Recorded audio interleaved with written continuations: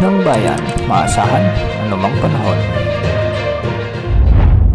Magandang araw po sa ating lahat. Narito na ang latest update sa magiging lagay ng ating panahon sa ngayon at sa mga susunod na mga araw. Patuloy nating minomonitor ang low pressure area na huling namataan sa coastal waters o sa mga baybaying sakop ng Mercedes, Camarines Norte. Sa ngayon, mababa pa rin ang tsansa nitong lumakas bilang bagyo sa susunod na 24 oras, ngunit magdadala na ito ng mga pag-ulan sa malaking bahagi ng bansa. Asahan ng maulap na kalangitan na may mga kalat-kalat na pag-ulan at thunderstorms dulot ng low pressure area sa Metro Manila, sa buong Ilocos Region, Cordillera Administrative Region, Cagayan Valley, Central Luzon, sama na ang Calabarzon, Camarines Norte at Camarines Sur. Makikita nga natin sa ating satellite animations na may mga kaulapan na bumabalot sa mga nabanggit na lugar at ito ay ang direktang epekto ng LPA na magdadala ng masungit na panahon, lalo na kung sinasabayan ito ng mga thunderstorms. Samantala, habagat naman ang nagdadala ng maulap na kalangitan na may mga kalat-kalat na pag-ulan at thunderstorms sa buong Visayas, Mimaropa, Zamboanga Peninsula, Northern Mindanao, BARMM, Soxargen at ang lalalabing bahagi ng Bicol Region. Pinag-iingat natin ang ating mga kababayan sa mga nabanggit na lugar dahil posible ang banta ng mga biglaang pagbaha o pagguho ng lupa, lalo na kung may mga katamtaman at minsan ay malalakas na pagbuhos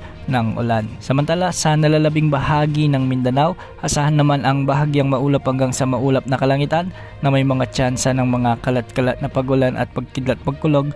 Dulot pa rin ito ng umiiral na southwest monsoon, kaya posible pa rin ang banta ng mga biglaang pagbaha o pagguho ng lupa, lalo na kung may mga umiiral na severe thunderstorms. Sa mga susunod na araw, asahan na kikilos ang LPA ng Pakanluran o simula ngayong gabi o bukas ay kikilos na ito ng Pakanluran. Dadaanan nito ang mga lalawigang sakop ng Central Luzon o di naman ay Northern Luzon, at sa mga susunod na araw ay posibleng lumakas ito bilang bagyo habang ito ay nasa West Philippine Sea. Sa ngayon, wala namang nakatas na gale warning sa anumang baybaying sakop ng ating bansa at ang mga pag-alon sa karagatang sakop ng Northern Luzon at western section ng Central at Southern Luzon ay posibleng umabot hanggang 2.1 meters. Sa nalalabing baybaying sakop ng bansa, posible ang mga pag-alon hanggang 1.5 meters. Samantalang may nakataas naman na heavy rainfall outlook, weather advisory number 10, dulot ito ng LPA at ng southwest monsoon. Ngayong araw hanggang bukas ng hapon, posible ang malalakas hanggang sa matitinding pag-ulan sa bahagi ng Quezon Province at posible rin ang mga katamtaman hanggang sa malalakas na pag-ulan sa Cagayan, Isabela, Aurora, Nueva Ecija, Bulacan, Laguna, Rizal, Camarines Norte at Camarines Sur.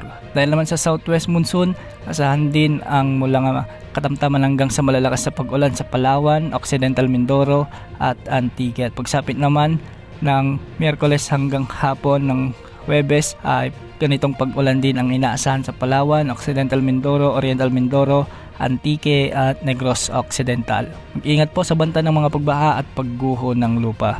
Yan muna ang latest sa lagay ng panahon. Ito po ang weather update ng bayan, maasahan anumang panahon.